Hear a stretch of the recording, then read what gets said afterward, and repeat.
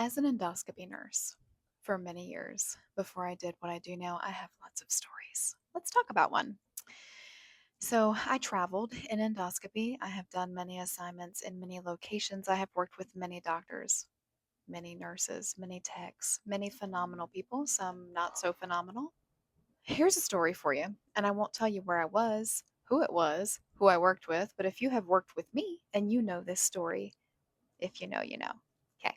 We get called in the middle of the night one night for a patient that is in the ER. And she is vomiting excessive amounts of blood, requiring transfusions, and they have had to intubate her at bedside in the ER because she is so critically ill. She is to be taken up to ICU, and we are going to come up and do an EGD at bedside to figure out what is happening. Why is she bleeding? Where is it coming from? How can we fix it?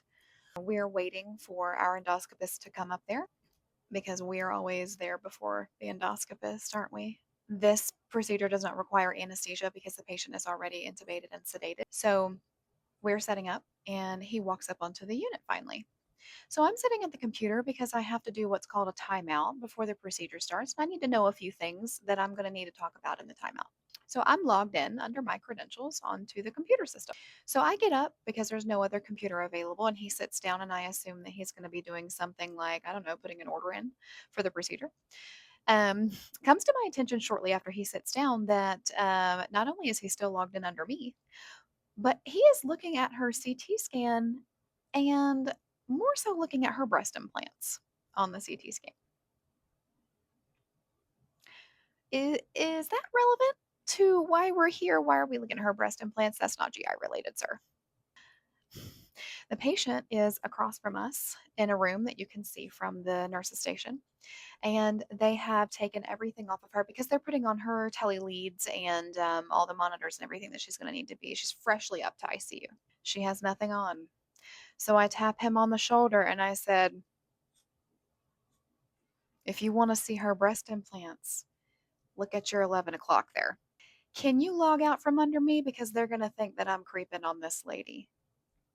And so we do the case, and she has this gigantic cratering like duodenal ulcer. So she's a post-op gastric bypass patient. She has a gastric pouch that connects to her, basically her jejunum. It's called a Roux-en-Y. So her stomach has been bypassed. She has a huge duodenal ulcer just below the gastric bypass pouch that was created, cratering duodenal ulcer. And she has developed a fistula between the duodenum or gastric pouch region to her bypassed stomach, which is a fistula is a tunnel that your body creates to try to get things from one place to another if something is not functioning properly. So who knows how long she's had this ulcer and this abdominal pain, but it was bad. Comes to our attention during investigation that she is an avid cocaine user. And so obviously when we do upper endoscopies, we have to go through their mouth. So we see her teeth as we're putting the bite block in for the case. And so after the case is over and after we've done all these things, there's not much we can do for this ulcer except to keep her nothing by mouth, which is fine because she's intubated, and to give her PPIs to try to get this area to start to heal over. Our endoscopist looks at us, the tech and I, and says, she's got summer teeth. And we're like, what? And he said, summer teeth. Some are there and some aren't.